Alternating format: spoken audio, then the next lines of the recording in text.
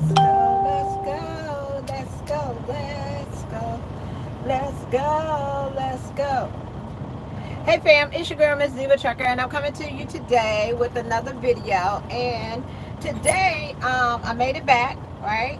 So, back in Georgia, and give me 1 second.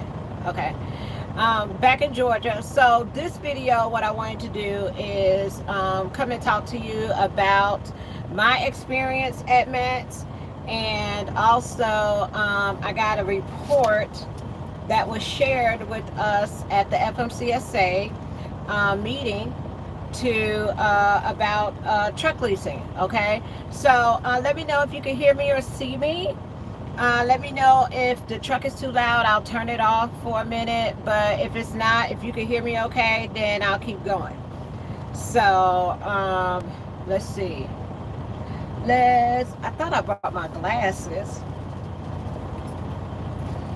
I don't think I did. But can you hear me and see me okay? Do I need to cut the truck off or y'all are fine? I can hear and see. Hey, okay. So let's go over a couple of things. This may be a little long video because I wanted to go in detail about some of the things with the lease purchase that's going on. Like I said, if y'all have a copy of your lease agreement and you want to send it to me, you can. You can send it to Miss Diva Trucker at gmail.com, okay? Or you can upload it to the website, the FMCSA website, Truck Leasing Task Force, and you can upload your agreement, your contract, your terms and conditions, your pay settlements, and the truck leasing as well. Okay, so I don't know how good the signal is here, but I'm gonna try to keep going until it stops. All right. So, first thing that I want to say is that going to Mats 2024 is always an experience, okay, especially there in Louisville, Kentucky. The first thing was that I had to do was to go to the FMCSA meeting, to have that board meeting up there. But other than that, walking around, I got a chance to meet with all the JB Hunt people. JB Hunt was up there in full force. They was giving away money. They was serving people food. They gave away like an iPad. They gave away $1,000. They gave away a whole lot of stuff, right? And they was talking about the power only and what changes that they made. So one of the things with JB Hunt is they don't do a lease purchase. So if you have a truck that you want to bring on to them, then you can do it that way. You can be an owner operator and you can lease your truck on to the company. But as far as them providing you a truck and you working through the company as a lease purchase driver, they don't have that. They only hire owner operators that bring their trucks in. So you do have to bring your truck in, and you also, if you own that truck, you have to be able to drive that truck as well, okay? And they're getting rid of a lot of, I think, like, they're like over the road company drivers. I think they're doing it like regional or something like that. But it was good to see them up there, big and live and in color, okay? But they gave away food. They had a buffet. They gave away money. They gave away iPads. It was a lot. So the next place that I visited was Amazon. Amazon had a booth up there. I went to Uber Freight. I was looking for places that let you sign on as a carrier and also may provide power only. I'm looking into like some Bennett stuff as well. But the biggest thing that I took away from it was this year there was a lot of overseas vendors. And when I say that, I mean there was a lot of China vendors that came from, I don't know, but it was like they had a whole section.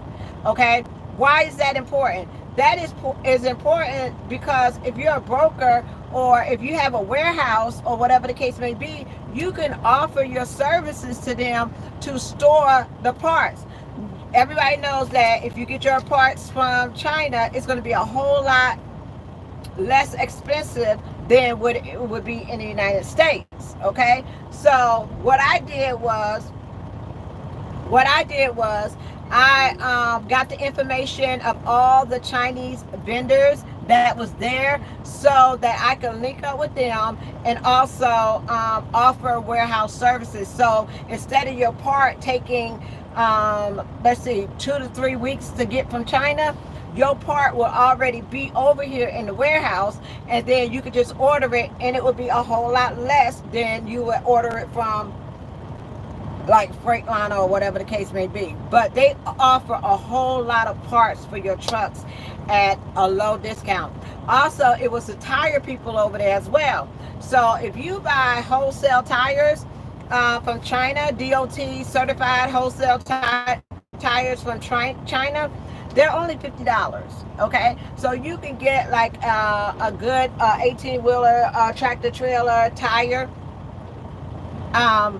Tractor trailer tires and order them overseas.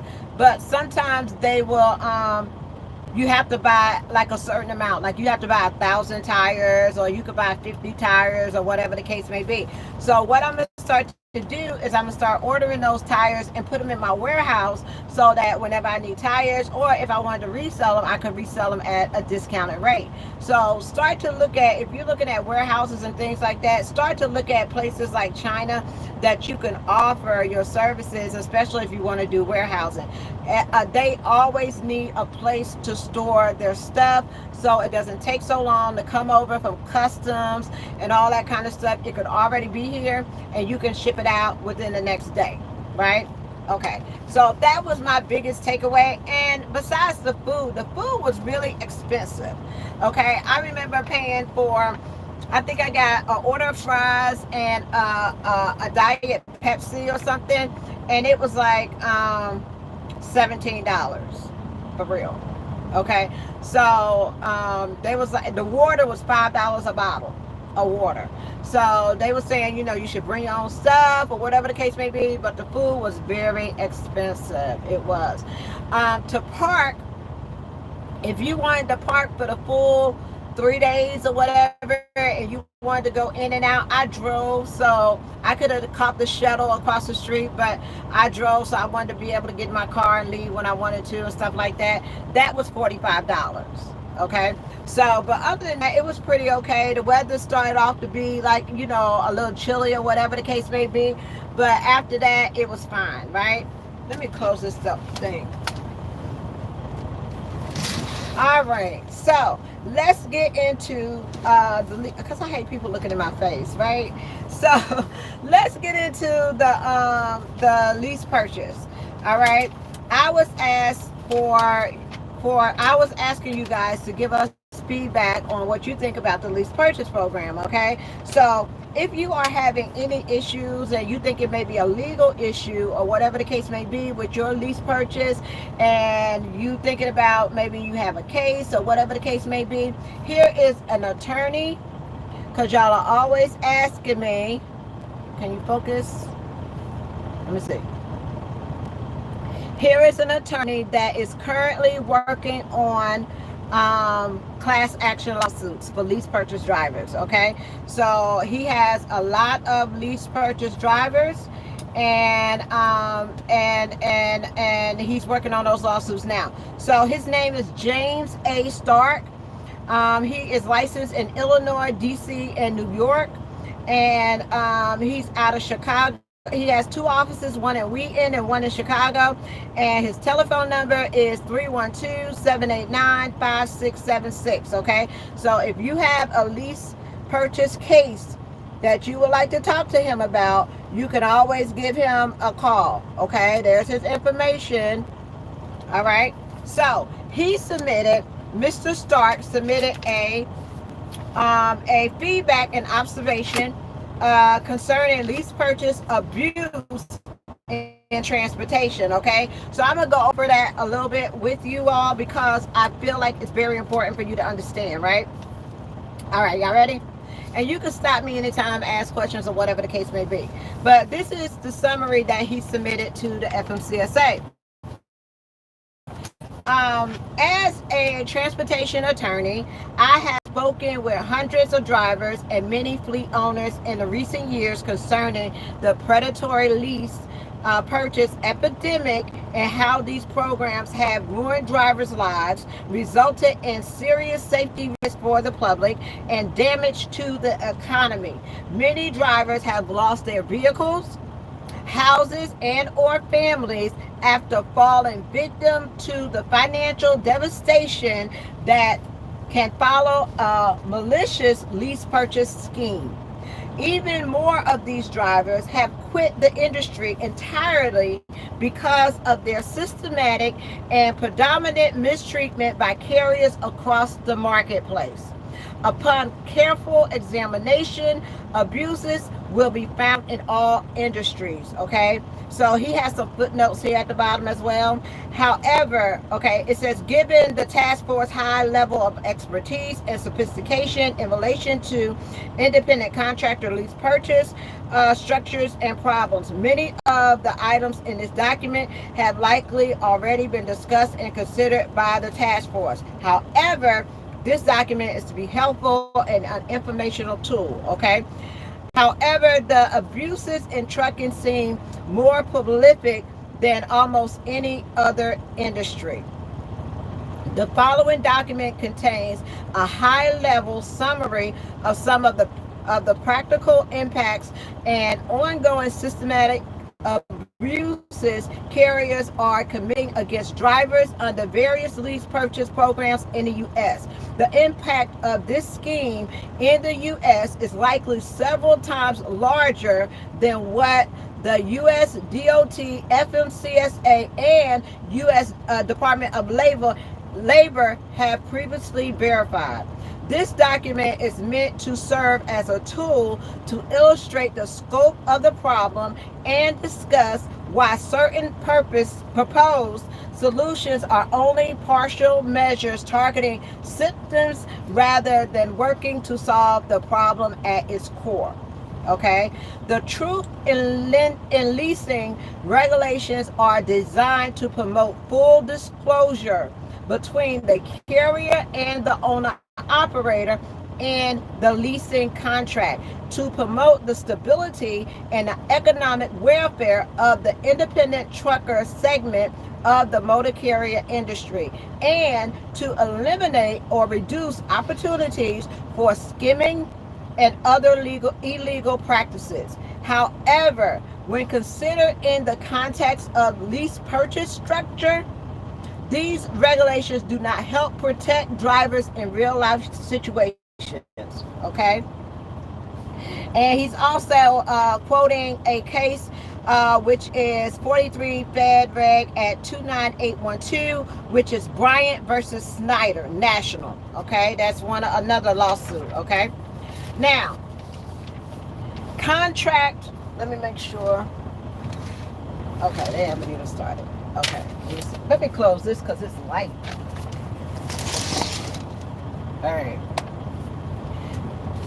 All right, contract versus employee. It is important to acknowledge that the traditional owner-operator is on the verge of extinction in the transportation marketplace.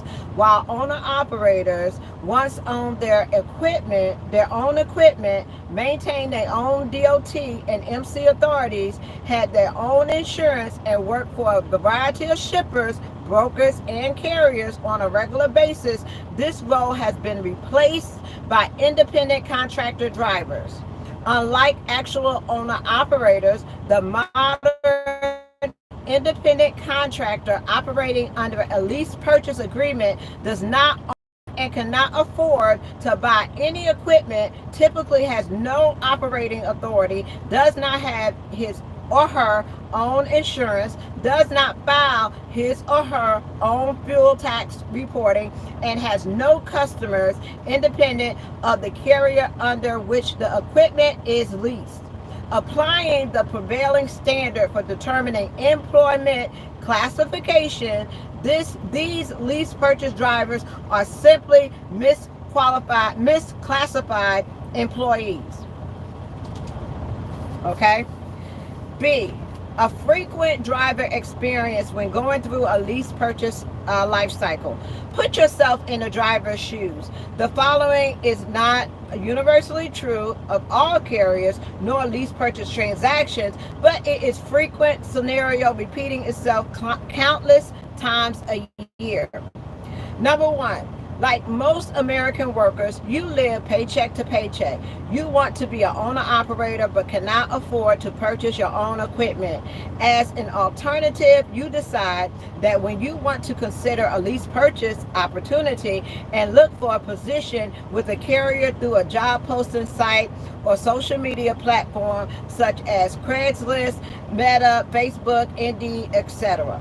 These postings list out the alleged range of pay you will allegedly receive weekly or annually. How pay is calculated, either 85% of the load, that there is no forced dispatch, and that you can lease to own a new or late model truck with little or no money down. You contact the recruiter or are contacted by a recruiter through social media, okay, and discuss the carrier's program, compensation, and business in further detail. The recruiter tells you information on the deal with the carrier and reiterates all the same information you previously read in the advertisement and job postings. During these conversations, you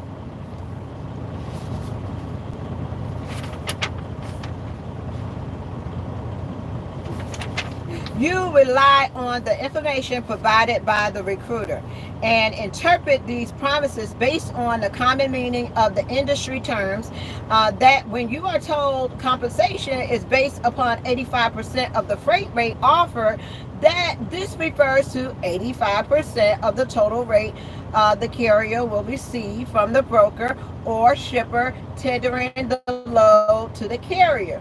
You are also assured that the truck you will receive is in excellent condition, and that after 3 to 5 years of working for the carrier as your own boss and making payments via deductions from your weekly settlements, that the truck will be yours. After evaluating the opportunity based upon the advertisements and call the recruiter, you decide to pursue the opportunity. The next step is passing the physical and DOT screening, going to the carrier facility for orientation and training, signing a lease agreement, and getting your truck. As such, you incur out-of-pocket travel expenses and pay room and board during your training. If you are living paycheck to paycheck, like most Americans, this is a significant cost for you. But you make the investment based upon promises from the advertisements, company website, and recruiter. This is when the bait and switch comes into play. You are handed 2 or more very lengthy take it or leave it contracts loaded with ambiguous and outright misleading that is often for the indecisible for the average person, and not provided with any meaning opportunity to read the lengthy and tedious lease purchase and driver lease agreements. Even if you were given the contracts ahead of time, you likely could not afford to pay a transportation lawyer thousands of dollars to review the document, dissect the carefully disguised traps within the document, and point out any ways in which the contract contents violate your disclosure and other rights under federal regulations. This is also when you may learn that the new or late model equipment you thought you were getting for little to no money down will only be issued if you pay a larger down payment than advertised. Does that sound familiar? After signing the contracts, you are giving a set of keys for a truck that you will that you were not allowed to professionally inspect before taking on a legal responsibility of maintenance.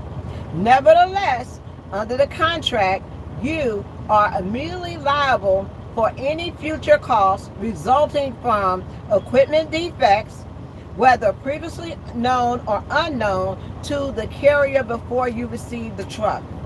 The same is true for any trailer you lease. You are unaware that the carriers often pass off problem equipment under these programs, knowing that the material failure is close at hand. And then when the mechanical failure occurs, stick the driver with the cost.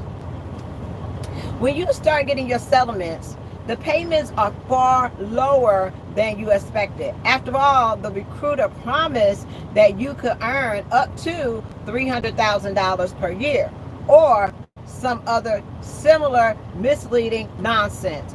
Funds are withheld from each of your weekly checks for weeks or months until the total escrow amount under your lease agreement is reached.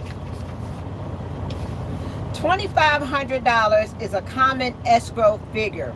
You are charged penalties for matters such as traffic citations, a roadside inspection, even if it's the carrier's fault, etc.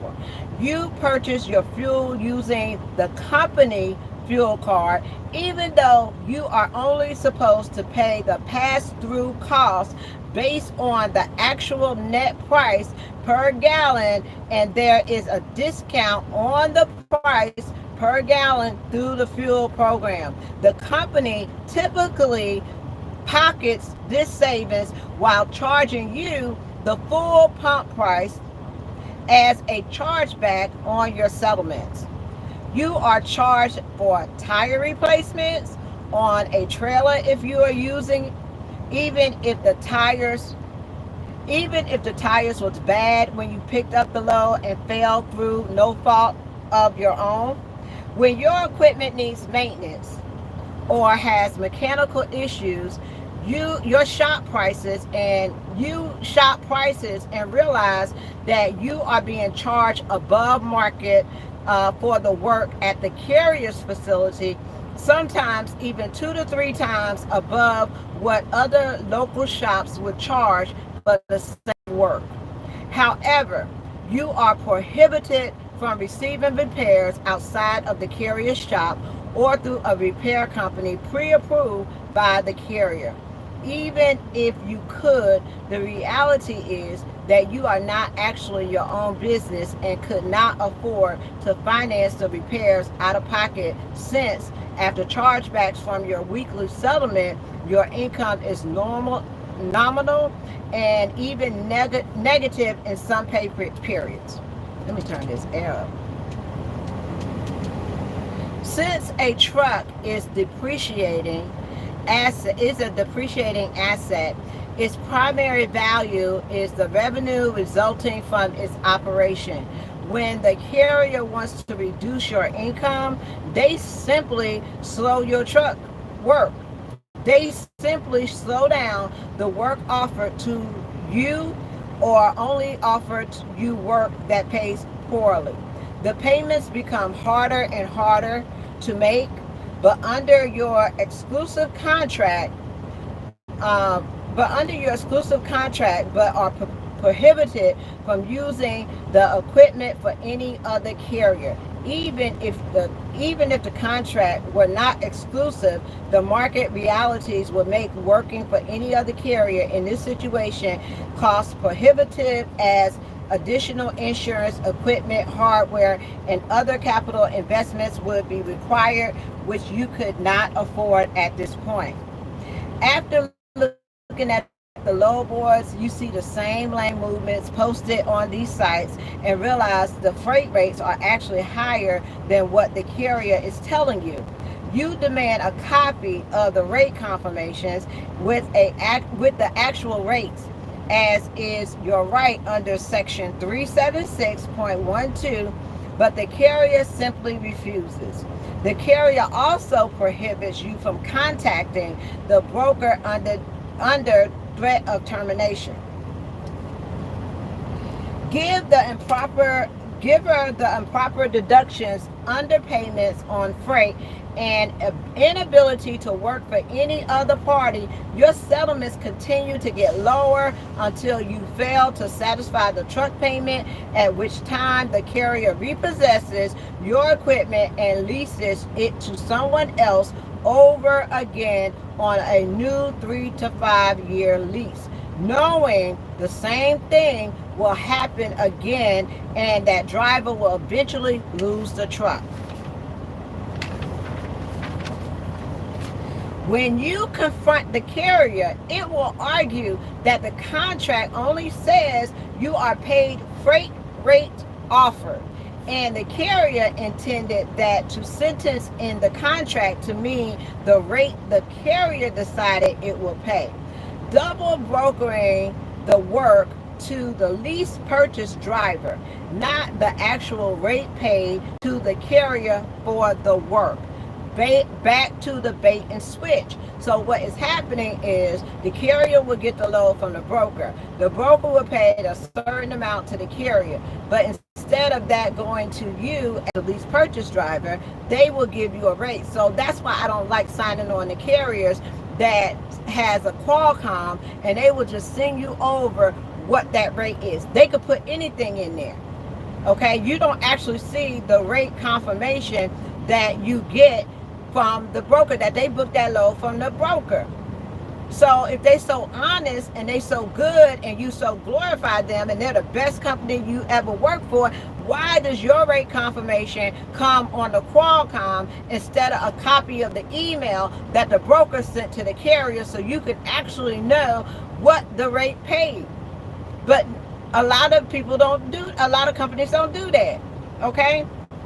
Right without a remedy. A driver's legal rights are often of limited value under the above situation. For example, the law requires the carrier to include a detailed description of any chargeback items under a lease to clearly communicate how rates are calculated, to make available to the drivers all information upon which the rate is calculated, and to maintain escrow funds in a separate account and keep an accounting.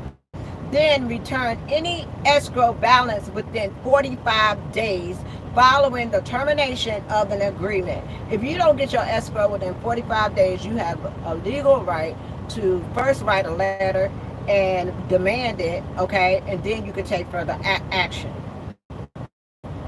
However, since there are no immediate way to compel a carrier to comply with the regulations, enforcing these rights is expensive and exceedingly time consuming, okay? That's why there needs to be regulations in the lease purchase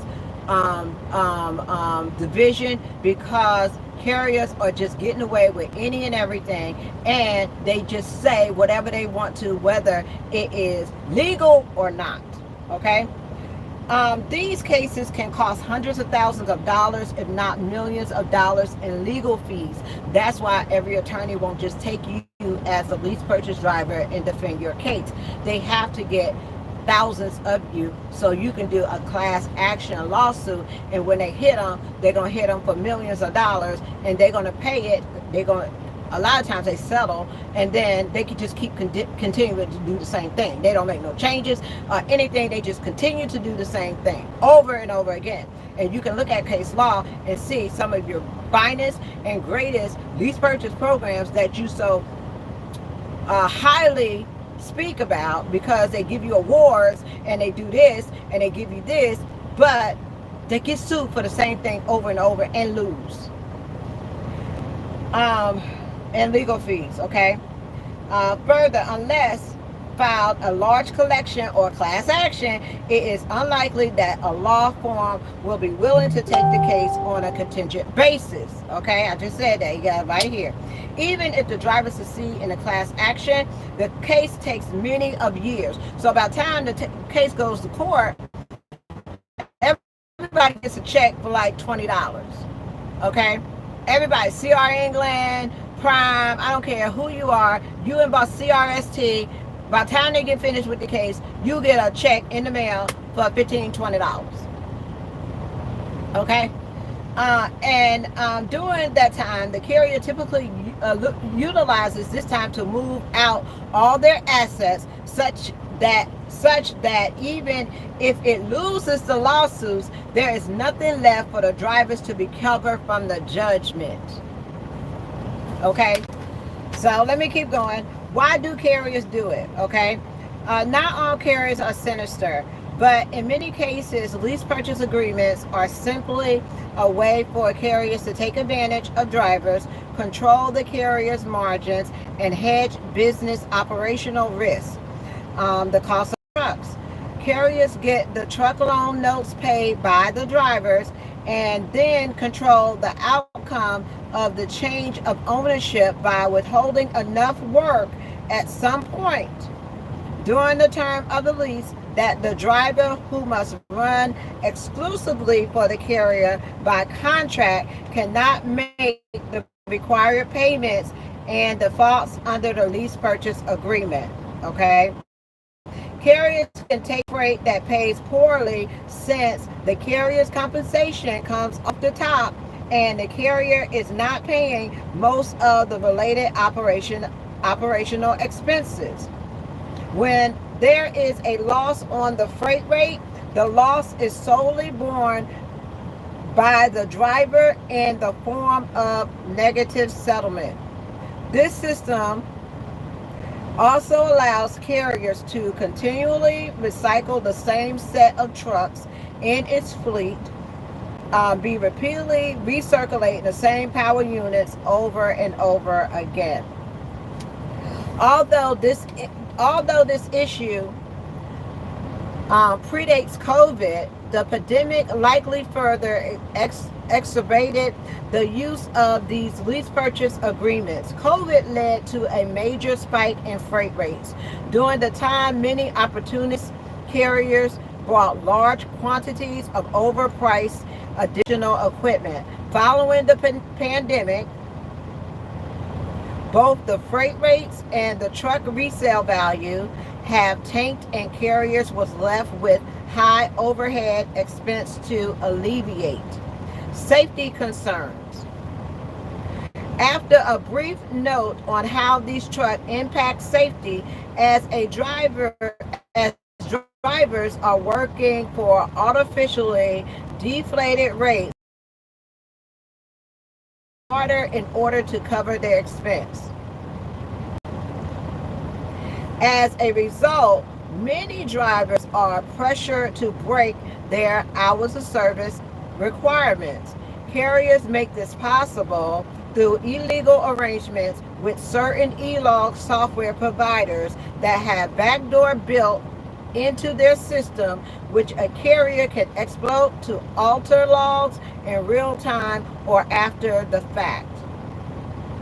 Even though the FMCSA provides multiple federal reporting rights for drivers when carriers force them to violate hours of service requirements, drivers generally have valid concerns that A, they will be immediately terminated, there will be immediate retaliation, the carrier could go out of business, thus resulting in the driver losing his or her lease, and C, if the government imposes fines on the company, the driver will have nothing to recover against under the future lawsuit. Economic impact. As a quick note on one of the economic impacts of lease purchase agreements, given the current practices in place, many, if not most drivers under one of these agreements earns less than minimum wage, while not contributing to Social Security.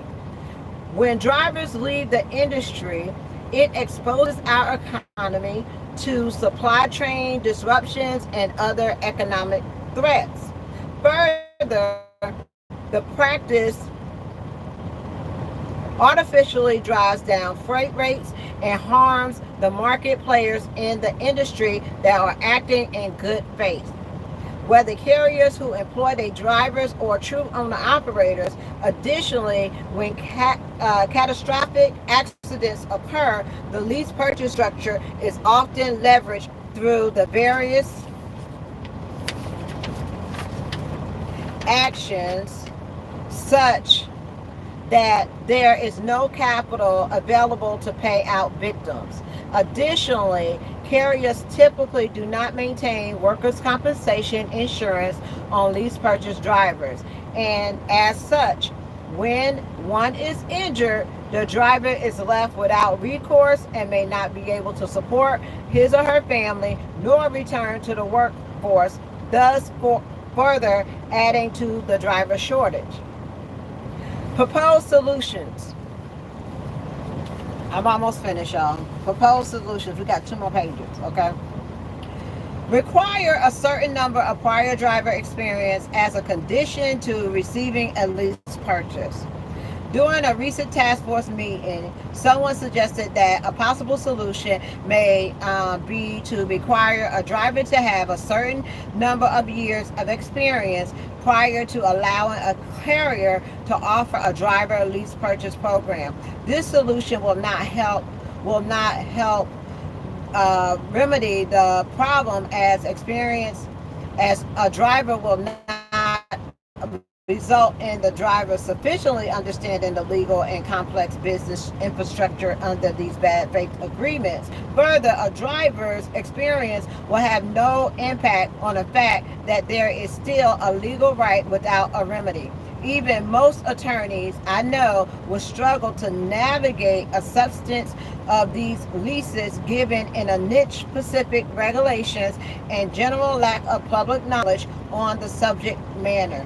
Absent eliminating the bad faith element and ensuring immediate legal solutions with consequences for carriers, the problem will persist. So what they're saying is, no matter how much education you have, if you take a class or if you have 5 years experience in the industry, it still doesn't matter, because they're operating in bad faith anyway. If you have 3 years, 5 years, or 10 years, so the more experience you have doesn't mean that you should be able to lease purchase a truck. Okay, this is the second remedy. Only allow lease to be from third parties. So that's what we're looking at.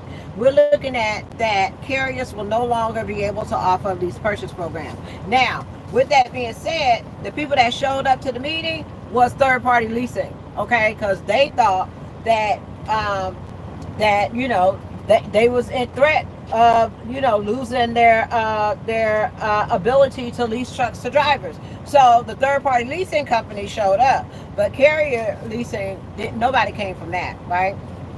The suggestion that a driver should be prohibited from leasing equipment and simultaneously working for that carrier has been suggested in some states.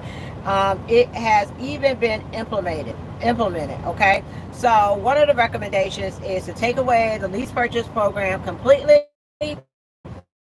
and not completely, but don't let the carriers be able to do their own lease purchase. If you're going to do a lease purchase, it has to be a separate company. So what some companies are doing now, you know how a company will have a broker and they will have a carrier. Now they got their own truck company. So I don't know if that's going to stop that either, because they done already started their own truck company and call it a different name, but you still can't take it but to one company. Okay, Illinois is one example. However, this has not been enforced with any meaningful effort. It is easy to set up a related holding company. I just said that. See, he's saying the same thing, and subdivide the business, thus disguising the fact that the lease entity and the carrier are in essence one of the same businesses. The problem with only allowing a lease from a third party with no ties to the driver is the lessor does not have a significant incentive to conduct a program. So what they're saying is, what could be done is you have a third party leasing company, right? But that third party leasing company don't have no say so where you can take that truck. Okay, so you lease it independently, and they can't say, hey, you got to take this truck to KLLM, or you got to take this truck to JB Hunt. Okay, you are leasing that truck independently, and you can take it to whatever company that you want to. But some of the third party leases will have stipulations on where you can take that truck, because some of them have agreements with carriers to take out the payments from the truck. Okay, and now some, and also that won't resolve anything, because like I said, there are carriers that have businesses that they are related together. They have their brokers, they have their carrier, which is the trucks, and they have a truck, they own a truck sales department. Okay, so they all the same. Okay, so that's not going to help. um, the problem with only allowing a lease from a third party with no ties to okay. Number 3, ban the lease purchase arrangements. Okay, this suggestion has been proposed by both carriers that run company drivers, all employees, as well as insurance carriers. At present, this seems to be the strongest solution to prevent ongoing driver abuse. It would also ensure more stable income for the drivers, increase tax collection for by the U.S. and state government, prevent accidents through better elimination of forced hours of service abuse, ensure higher accountability against carriers in relation to accident victims, ensure drivers have coverage under unemployment laws, ensure that drivers injured in the performance of their jobs have a way to cover their medical expenses, and lead to greater predictability and stability in the domestic supply chain. Okay, so one of the stronger proposals is just to get rid of the lease purchase program altogether that is offered by the carrier. Okay, so don't get it confused, because it's going to be a fight with the ATA, right? They already talking about we're trying to get rid of owner operators, and that is totally not the case. We ain't even looking at owner operators like that, right? Our job for the truck leasing task force is to look at lease purchase. That's it. Lease purchase, and make recommendations on the lease purchase. So don't be tricked thinking that we're coming at, the truck leasing task force is going after all all owner operators. That's not true. Okay, owner operators are the backbone of the industry, and when it all came in effect, like the attorney said, owner operators had their own truck, they had their own USDOT numbers, MC. They was able to work with carriers, brokers, and shippers, and as an owner operator. Okay, but when these lease purchase started, it just went to the wild west. Okay, so that is something that is looked at as far as getting rid of lease purchase. Okay, not owner operator, lease purchase. There is a difference. Okay, if you're a lease purchase driver, you are a driver usually that has purchased your truck from the carrier. You cannot take that truck anywhere. Okay, you cannot, a lot of you cannot pick your own loads. Okay, you don't see your rate cons. You have to stay with that company. Okay, that is a lease purchase driver. An owner operator can basically take his truck anywhere he wants to. If he gets mad, or they start slowing the work down for the driver, okay, fine, drop the trailer or take your trailer, whatever, and you on to the next company. That's an owner operator. A lease purchase driver is a driver that has got their truck from a carrier, and they probably put little to no down payment on the truck. They have no say so. Okay, they are leasing that truck. They cannot move it. They cannot take it with them. They cannot do anything with that truck but try to pay it off. Okay, an owner operator can take their truck and lease it on to other companies. Okay, they can lease their truck on to another company, run under their authority. But a lease purchase driver cannot do that. There is a difference. Know the difference. Okay, and what we're trying to do is to make suggestions or recommendations with the lease purchase programs that are with these carriers that are doing any and everything to make sure that you do not pay that truck off. Okay? Requiring the carrier to carry a special bond. Okay? An additional, oh, I'm getting loaded. Thank goodness. I go back to the house. Okay?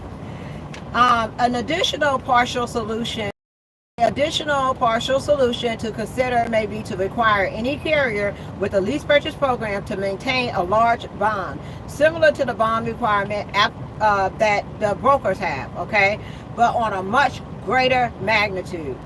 The purpose of this bond would be to create a recovery mechanism drivers can use to immediately receive the return of funds they are owed, such as unpaid final freight compensation, unreturned escrow and maintenance deposits, and other likely amounts the carrier owes the drivers. This is an improvement to the current system, which forces a driver into expensive and time-consuming litigation with no guarantee of recovery.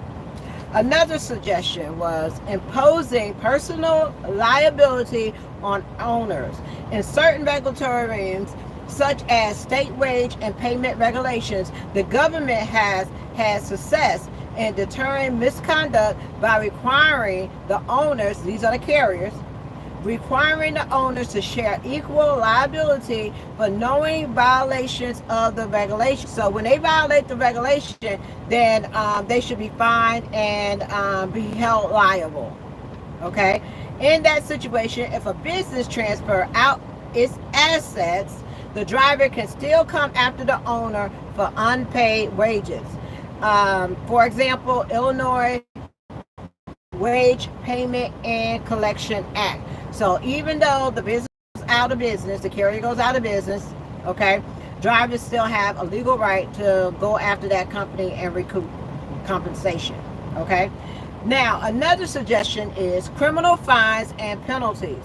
One other consideration is whether it is feasible to incorporate criminal, monetary, and potential incarceration penalties against officers, directors, and owners who knowingly violate Section 49 CFR Part 376 and or default drivers. This deterrent would only be effective if the government has sufficient resources and intend to undertake this initiative.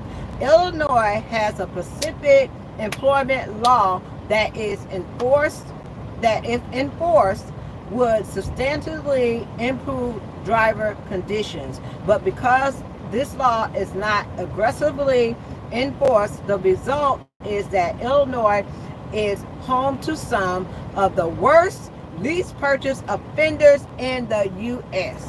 Okay, so that is their summary of what they submitted to the FMCSA. Okay, that will be looked at. We will also be looking at your lease agreements. Okay, we will be looking at your settlement statements. We will be looking at your contracts, your all that kind of stuff at the next meeting. And I do want to let you know that it's a public meeting, so you can join via Zoom. You can have input.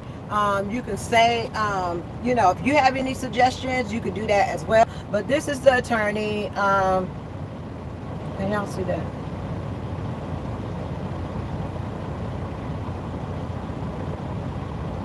Okay, that's his information.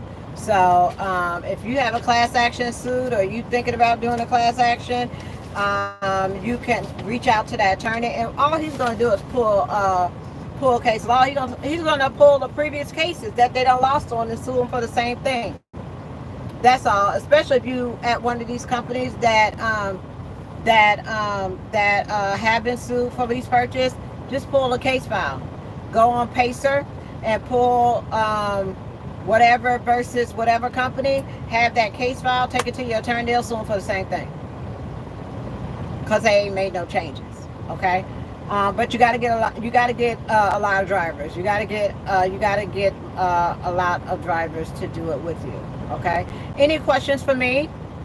So let me ask you this: what are some of the suggestions that you think that should happen with the lease purchase program? If you would make a suggestion, what would it be? How would you like to handle that?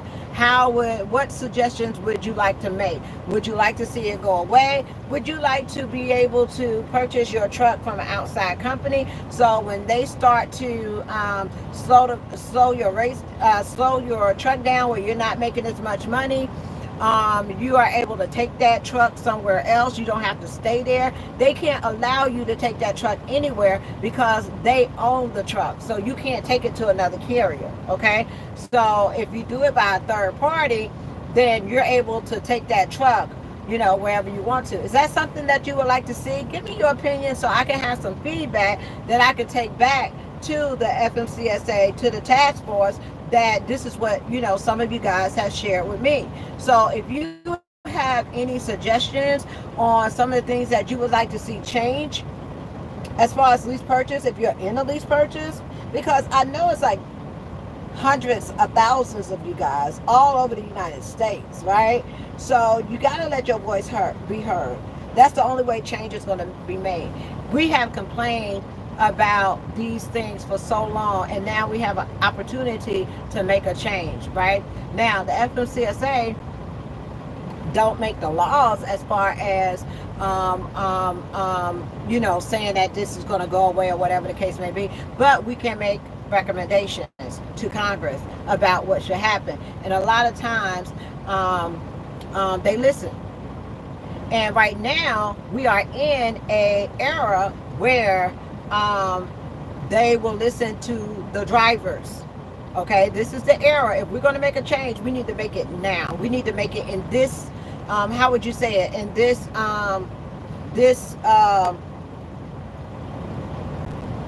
position of power, in this administration. That's what I wanted to say. In this administration, if you want to have a victory for drivers, it needs to be done in this administration. Okay, because they are very serious about it. They are very serious about it. It has gotten ridiculous. It has gotten out of hand. It has just been the wild, wild west. And drivers have been just paying for these companies' trucks. They done overpaid for these trucks. Now they're trying to push that on you. Okay? Don't do it. If you could possibly, if I had to do it all over again, I don't think I would be able to do it, because it's just so much that I didn't know at the time, and it was so much set up for you to fail. Yeah, you can have somebody say, being an owner operator changed my life, and it gave me independence or whatever. There's a difference between owner operator, you going out there buying your truck and you signing it onto a company, than a lease purchase driver. Okay? And there are more bad stories and failures on lease purchase drivers. Okay, so we got to do something. We got to make a change. What kind of change would you like to see? Any suggestions? Or you just don't care?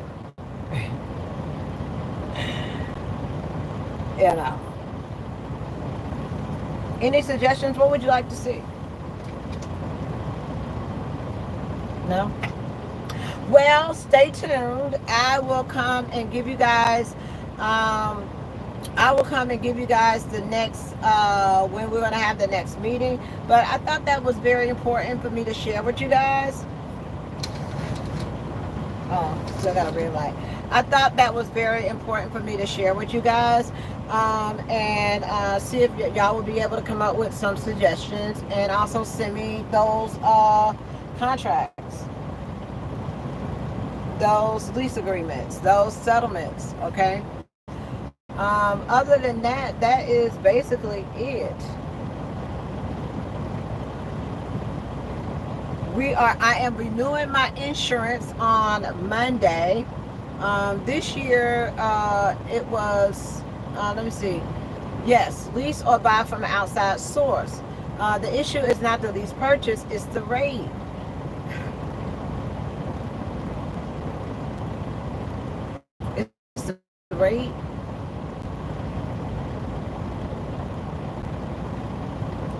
You don't even see the rate. You don't even see the rate of what the broker that has it. When you are a lease purchase driver, and you're supposed to get 75% of the whatever, okay? Does that rate come from the broker that they got the load from? But sometimes too, or the shipper that they got the load from, or is it just given to you, right? So it has to do with the rate. It has to do with the fuel that they charging you for. You're not getting the net price of the fuel because they get a significant discount. Like I get, and I'm not a big carrier, but I get like 50, 60 cents off a gallon for my fuel, and I'm sure that they get way more than that, but that's not being passed through to you guys. That's something that's coming off of that. Okay, it's so many things that you're not aware of. You're just not aware of. And you're running hard, you're trying to make these payments, you're trying to, finagle with your clock, stay out longer and all this kind of stuff. We got to make a change. We can't keep doing the same thing. We don't heard too many stories of too many people losing their trucks with these lease purchases. So either we're going to do one or two things. You have an opportunity right now to make a difference, okay? So either you can speak up and say something and make recommendations and try to make a change for the better of not only yourself but the people that come behind you in this industry, or don't say nothing and just continue the same cycle. And then when you're on your fourth lease or your fifth lease or your seventh lease or your 10th lease, and you done been in the industry for 20 years still trying to pay a truck off, don't say nothing. Don't complain. Don't open your mouth. Don't say nothing. Because when there was a committee trying to make a change for the better, so you would be able to have a fair chance of paying that truck off, we was quiet. We didn't say nothing. We didn't show up to the meetings. We didn't voice our opinions. We didn't send no contracts. So when they take your $20,000, or if you don't pay $50,000 on a truck and they still tell you got $60,000 more, don't say that. Just say, oh, well, chalk it up to the game and keep it pushing and go into the next one. Okay? And then there be more companies open up. And what they're going to say is going to say, oh, we can get our trucks paid off easily. All we got to do is hire owner operators, or not owner operators. We can lease purchase drivers. What we'll do is we'll get the capital. We'll buy $1 million worth of trucks. We're going to put an advertisement out there. We're going to tell you that you can pick your own loads. You can do this. You can do that. No forced dispatch. This, that, and the third. And we're going to make you pay for that truck for 5 years. 5 years, that truck is paid off. But they're going to release it 2 or 3 more times. They're going to release it 2 or 3 more times after it's paid off. You long gone. You done already put your $30,000 in, right? Okay? You done already put, even for the drivers that get almost to the end of their lease, they don't have maybe but a year left. And they done slowed everything down. You don't think that they got control over your money? You really think that you could just go out there and balls to the wall? They see your revenue as you make it. And if you make a certain amount, you'll notice that your loads will go down. Your revenue will go down. Everybody is going to be average. They're going to be across the board.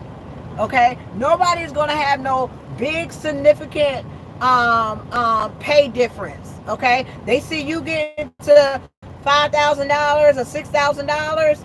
Okay? You're going to notice that your next load is going to be way less than what your other loads is. You thinking that you're going to get this high check? Okay? and all of a sudden they send you a load for a couple of $100 to tie you over. It's all pre-programmed. Business is business. But it's on the backs of the drivers. It's on the backs of the people that keep their business running. That's what it is. It's on the backs of people, that honest people, honest drivers that come out here and say, hey, I don't have the money to purchase my own truck, but I'll run. I'll come. I'll stay out weeks. I'll do whatever I have to do. All I want in the end, and at the end of the day, is to be able to have some sort of ownership. That's all. Is that too much to ask? And you got control over everything. You got control over the truck. You got control over the fuel. You got control over read the contract. Even if you read the contracts, what contract? Show me a contract that is on the up and up with everything. Send it in. Why y'all not sending your contracts in? Why you not sending your terms of agreements in? So if the contract states what it states, right, and it's wrong, okay, if it's taking advantage, how about we just take it away? Don't lease. Ain't nobody special. Like, just because you did this or did that, fall under the same thing. You're gonna fall under the same trap. It's a gimmick. How many people go on Pacer and look up what the lease purchase companies done got sued for? How much money they done lost? Of them doing drivers wrong, found that they are at fault and have to pay out a settlement and keep continuing to do it. Because it's more profitable to just go ahead and pay the settlement and continue to do what they're doing, because the next person that come in don't know how many lawsuits. When you at the meeting and they sitting up there telling you how great the company is, right, and telling you how wonderful this place is to work, we don't have a meeting on, we just got sued last week for $5 million and we got to come up with the money. They don't talk to you about that, or let you know, hey, we was charging y'all for something that we weren't supposed to charge y'all. We was misclassifying you as a employee, and now the judge has found us that we got to pay $3 million. But don't worry about it, because we're going to get it from you anyway. But we're going to keep the same program, same contract. And ain't nothing worse than something happening to you. We sacrifice so much. We speak so highly of companies. We love them so much. But when something happens to you and it affects you, then it's a different story. How about speaking up for everybody as a whole? Okay?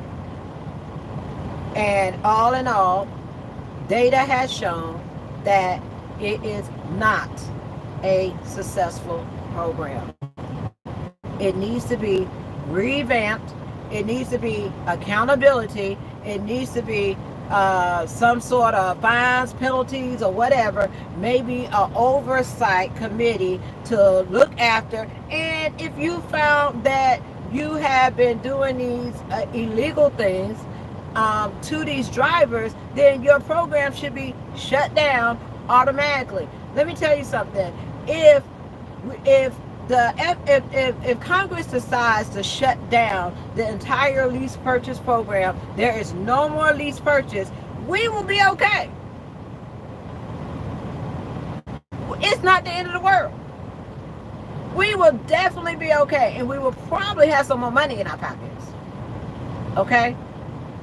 We will probably be able to take home some more money at the end of the day. We'll probably be able to pay our taxes. We'll probably be able to buy a house. We'll probably be able to have a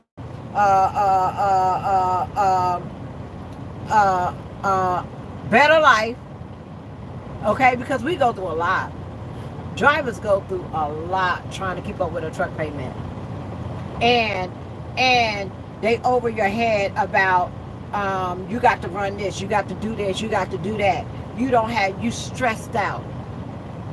You don't even know how you're going to make the payments at your home. How you going to keep the utilities on. And we saying read the contract.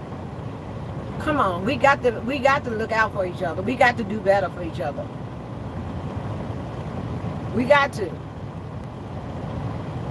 And it's too many drivers that can make a change.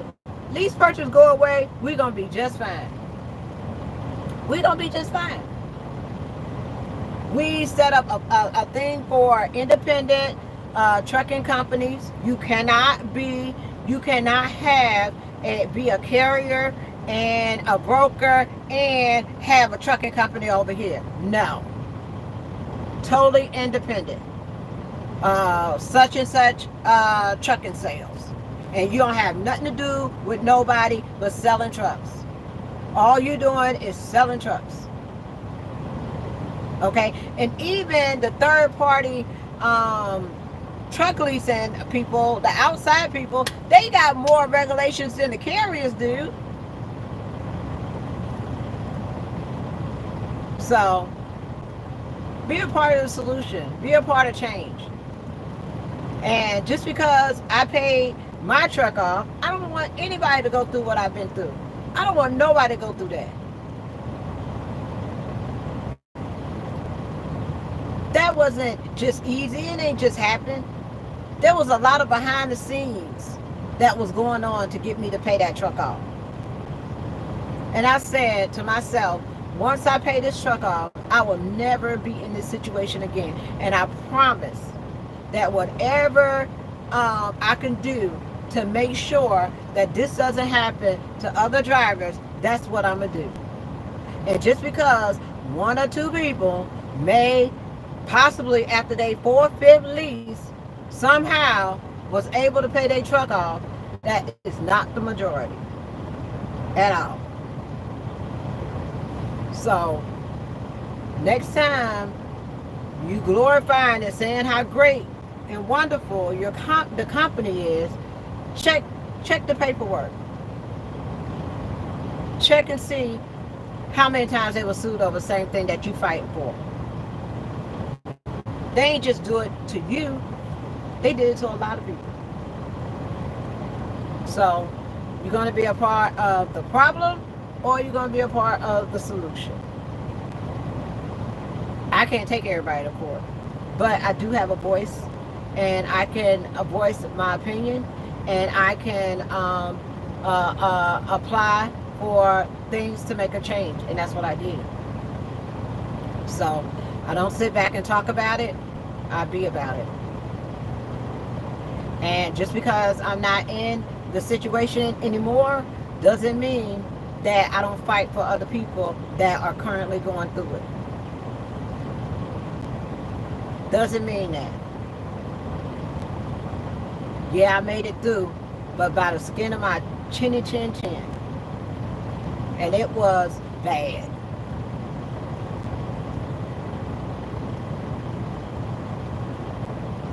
And some of you may be too embarrassed to even talk about some of the things that has happened to you.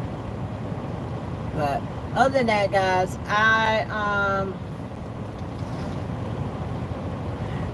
am almost finished being loaded, and I am headed back to the house, and I will talk to you all later. Anybody have any questions for me before I go?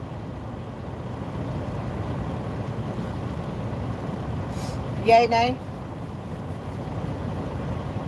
All right. Peace, love, joy, and happiness. You all have a wonderful and blessed day. I'm out.